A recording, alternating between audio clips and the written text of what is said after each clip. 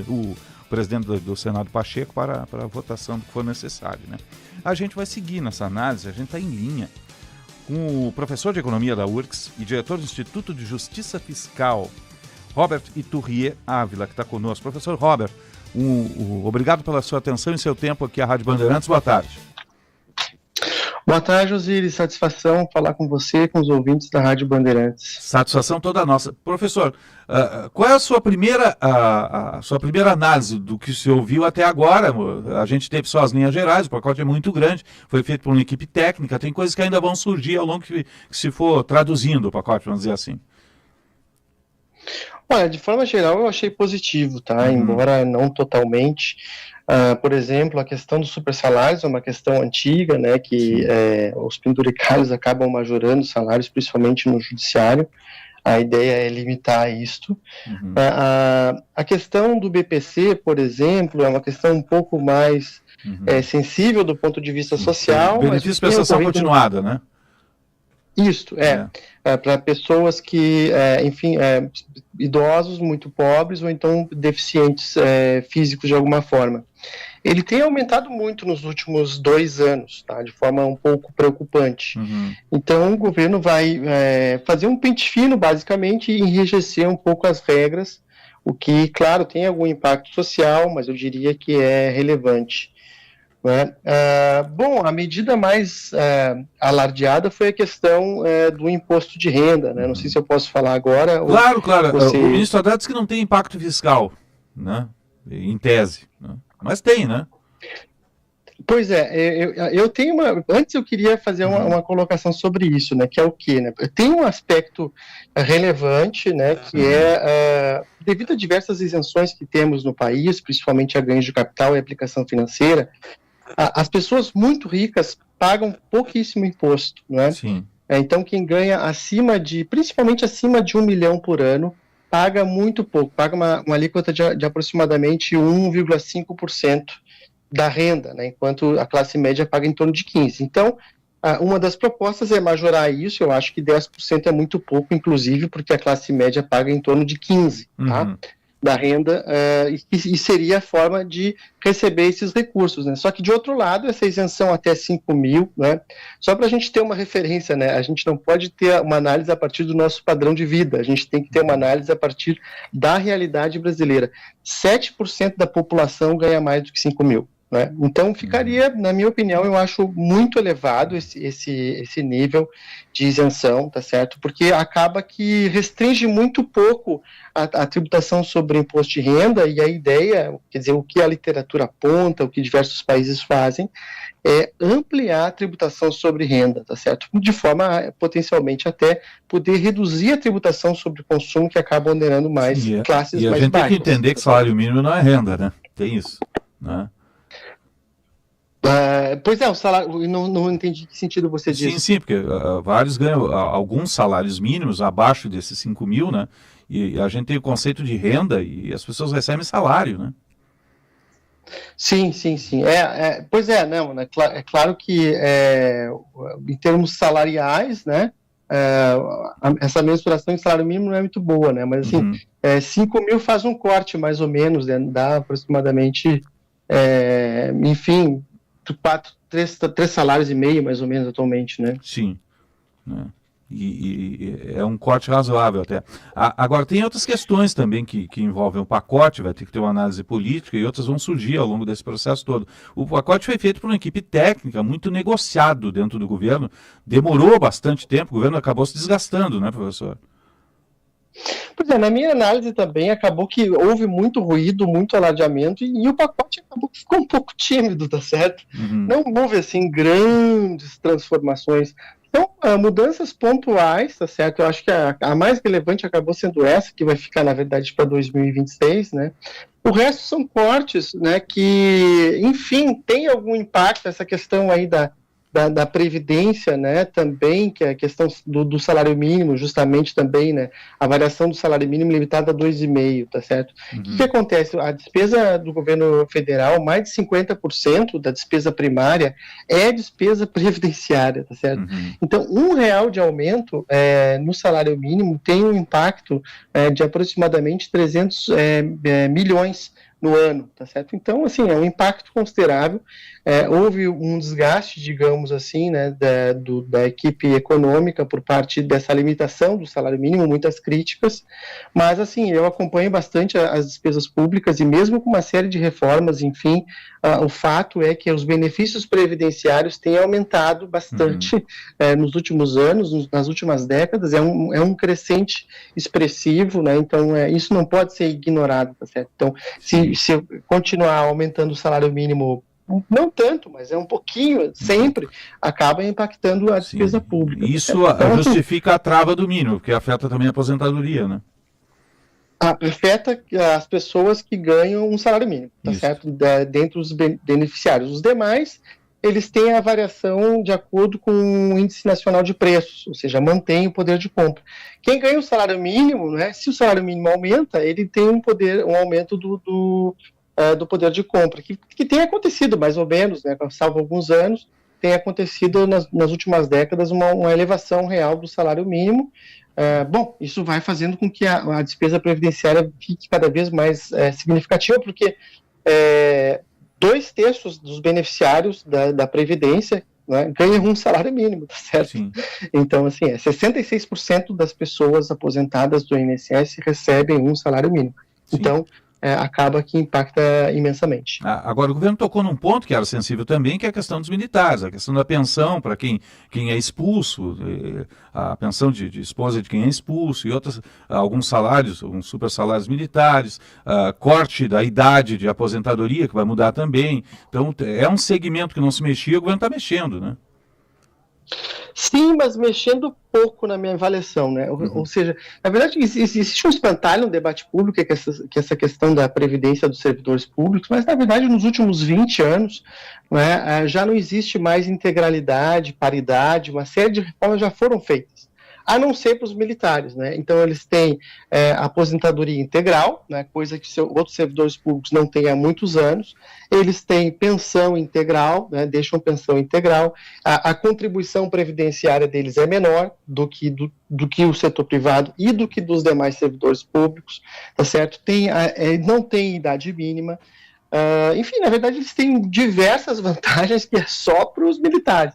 Então, assim, mexeu-se, ok, positivo, mas de forma tímida, né, diante, na verdade, do déficit que existe nesse setor, que é muito expressivo, é muito desproporcional a todas as outras carreiras do serviço público e também do setor privado. Sim, o último governo criou uma bomba relógio, que é essa questão das emendas parlamentares, que virou um orçamento à parte, né? Pelo projeto, o governo está limitando em 2,5%, acima da inflação, e estabelecendo alguns bloqueios. Haveria, em tese, uma economia de 7,5 bilhões a partir dessa regulamentação para as emendas dos parlamentares. Como é que o senhor avalia isso?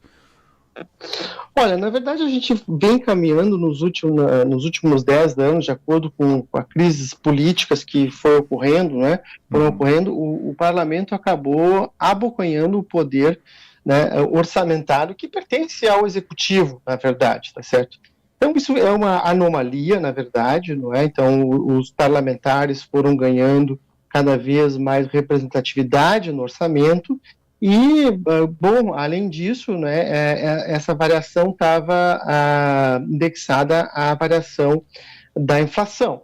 E todas as outras despesas públicas estavam indexadas ao novo arcabouço fiscal, que é limitado a 2,5% em termos reais ao ano. Então, houve um enquadramento, a proposta, na verdade, né, de que seja enquadrada essa despesa, mas ainda assim, na verdade, mantém-se a distorção, né? Então, esse é um problema que nós temos atualmente, com brigas, inclusive, entre poderes, Sim. e chega também no judiciário, tá certo? Então, a gente deveria diminuir as emendas parlamentares e dar mais liberdade orçamentária para o executivo, que já é muito pequeno, na verdade. Mais de 95% da despesa pública ela é rígida. Então, o executivo de todos os níveis, no Rio Grande do Sul é pior, tem uma estreitíssima margem de manobra, né, que está sendo abocanhada pelo Legislativo. Sim. Agora, esse pacote associado a alguns indicadores que a gente tem que são positivos, que é a queda do desemprego, em alguns estados está quase pleno emprego, Santa Catarina tem 3% de desemprego, aqui no estado está 5%, e o crescimento, que deve ultrapassar um pouquinho 3%, isso pode dar uma virada de ano com um cenário um pouco melhor para o país, professor? Olha, de forma geral, a economia brasileira está bem, não é? O crescimento de 3% é um crescimento bom, não é maravilhoso, não é ruim, é bom. A taxa de desemprego em queda, massa salarial em elevação, atividade econômica respondendo bem, alguns indicadores importantes também que não vinham crescendo, como o investimento, que é muito importante para a atividade econômica no futuro, está se recuperando, né, esse ano. Então, assim, na verdade, nos últimos 3 anos, a economia veio melhorando de forma persistente, né, de forma moderada, né, sem também um sobressalto, nem para cima nem para baixo, e isso aparentemente tende a continuar. Alguma preocupação aqui e ali, né, como repiques inflacionários, que, por exemplo, a taxa de câmbio pode trazer, né, a questão climática também eventualmente traz, mas a inflação ainda dentro do que a gente pode chamar de bem comportado. As exportações também crescendo, né? Então, assim, a gente está num cenário positivo, né, nos últimos períodos, o que tem sido meio raro ultimamente, mas diria que sim, a gente está bem. Sim, agora, na largada, o mercado acabou precificando mal, o dólar ultrapassou 6%, agora está 5,99, 5,98, né, reduziu um pouco, a bolsa baixou bastante, agora já subiu um pouquinho, né, está quase na estabilidade. Por que o mercado reage dessa forma, quando não se tem ainda traduzido a totalidade do pacote, professor? São duas questões muito que acabaram impactando, né, uma delas esse nível de 5 mil de isenção, né, tem um potencial de reduzir a base tributária do governo, que traz preocupação. Eu também acho negativo, como falei no início, tá? Acho que é muito elevado para o nível do Brasil. Quanto o senhor acha que tinha que ser a linha de corte? Isso é muito relativo, tá? Enfim, é difícil dizer. Mas assim, eu analiso o quê? O nível de renda do país, tá certo? Que é como eu falei, né? 7% da população ganha mais de 5 mil, então é muito pouco. Aproximadamente 15% da população declara imposto de renda, tá certo? O que já é razoável. Então, assim, o limite atualmente é 2.800. Eu acredito que deveria ser uns 3.000, 13.200, para que 10% da população, mais ou menos, pagasse imposto de renda, que é o razoável, tá certo? Então, 10% geralmente, a gente pode ter uma média entre os países, que são pessoas que têm classe média para cima, que devem estar dentro do imposto de renda, que para o Brasil, a gente tem que ter essa dimensão, a renda per capita do Brasil é baixa, tá certo? Não existe tanta gente assim endinheirada. Eu creio que 13.200. Eu sei que 13.200 não é nenhuma fortuna, mas pessoas que estão nessa linha pagariam, né, enfim, a alíquota de 7, 7,5, pagariam um valor de 10, 15 reais por mês de imposto de renda, certo? Então, seria uma tributação baixa também. Sim, a reação do mercado, o senhor acredita que tem tendência a melhorar um pouco à medida em que os dias forem passando? Sim, outra questão também com relação a isso é que evidentemente, as pessoas que ganham acima de 5 mil, né, pegam uma fração, eu tenho aqui o exato valor, 0,27% da população, tá? Peguei os dados aqui antes para nossa entrevista, que ganha acima de 50 mil por mês. É claro que isso também repercute no mercado financeiro, tá certo? Que, claro, evidentemente não gosta de ser tributado, esses sim pagariam bem mais, tá? Sim. Mas assim, o que acontece? Eu vi muito burburinho agora, talvez também tenha outra questão de que se esperasse mais desses cortes, né? Eles não vieram tão assim, não são cortes tão elevados assim, né? São mudanças muito lentas também, como no abono, que é outra questão que mudou ali, que, enfim, tenho críticas também com relação a essa regra do abono, e que mudou muito timidamente. Mas, assim, creio que isso vai se dissipar logo, tá certo? Primeiro que o seguinte, né, na verdade, várias moedas estão desvalorizando frente ao dólar, isso é uma coisa. Outra é que o real, historicamente, é uma moeda que oscila muito, né, em momentos de turbulência interna e externa, tanto para cima quanto para baixo.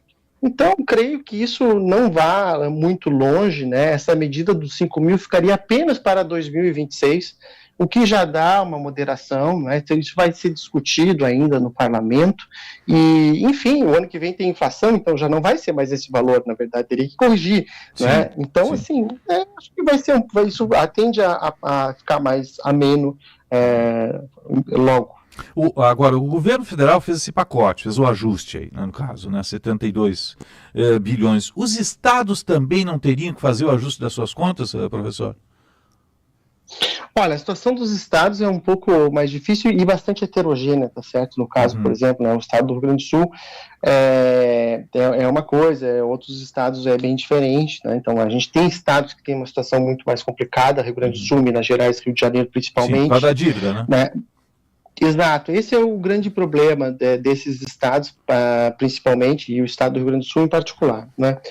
Só que, na verdade, assim, para os estados já existem muitas regras fiscais há muitos anos, né? Então, limitação de despesa com funcionalismo público, né? Isso já tem mais de 20 anos, né? Enfim, limite de endividamento também, né? Acordos com o governo federal que moderam. Então, na verdade, o endividamento dos estados ele vem numa trajetória de queda já há uns 20 anos, não é?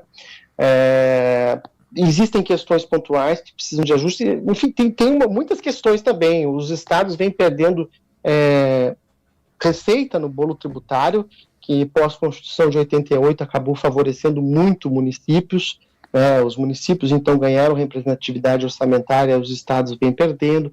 Tem questões do fundo de participação dos estados, né, que também seria algo que eu acho que poderia se mexer, tá certo? No caso, por exemplo, o Rio Grande do Sul acaba sendo um pouco penalizado. A gente tem o PIB representa aproximadamente 6, 7% do PIB brasileiro do Rio Grande do Sul, e a receita no fundo de participação dos estados é 1,5%. Porque é um estado que tem uma renda per capita mais alta, enfim, só que acaba que é muito penalizado, tem regiões mais pobres também, enfim, tem muita coisa, né, que poderia se mexer. Agora, do ponto de vista de controle de despesa, eu diria que há bastante, uma regra rígida para os estados. Professor Robert Iturrie Ávila, professor de Economia da URGS, diretor do Instituto de Justiça Fiscal, obrigado pela análise aqui na Bandeirantes, um bom trabalho, um bom dia e até um próximo contato. Obrigado, satisfação, boa tarde a você e aos ouvintes. Boa tarde, satisfação nossa aqui. 2h46, você está ligado no tempo real, aqui a notícia na velocidade em que